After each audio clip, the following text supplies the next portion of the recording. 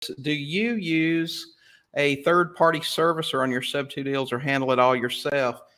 Neil, I'll tell you, forever I have said that I think having a third-party servicer is a waste of money. The reason I feel that way is because it's just historically in the beginning when I got started. Of course, we didn't hear about third-party servicers over 20 years ago, and then as they started, there were some of them, and they just didn't do a good job. If you counted on them to collect your buyer's payments, a lot of times buyer wouldn't pay. You wouldn't know about it. They didn't do a very good job of reporting.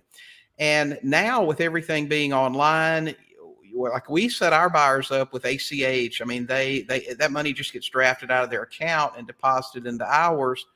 And you can also set up payments for your sub-2 properties to be handled the same way. So it's just really easy to do it. Now, some states do have regulation regarding, the use of a third-party servicer if you create nodes. And I've had several people say to me, well, it's illegal for you not to use a third-party servicer. And my advice to you would be, what are the penalties? Okay, I always ask that question. We get told all the time something is illegal. For example, speeding is illegal. When's the last time you did it?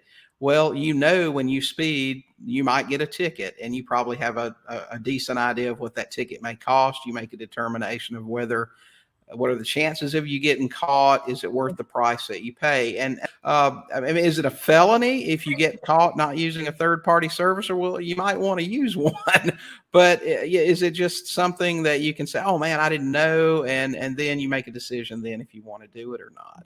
I don't know. You'll have to know your state laws. We tell everybody that. You need to know how things work in your particular state. So, do I use a third-party servicer? No, I don't. But I may not operate in a state where it's required. To be honest with you, I don't even know if states we operate require it because I've never checked into that. I know for a fact Georgia has some laws regarding it now, but I know all kind of investors who don't use it in Georgia anyway. So check it out, see what they say, what the penalties are, make a decision then. Hey guys, thanks for watching. While you're here, don't forget to hit the subscribe button and check out these other great videos and podcast episodes.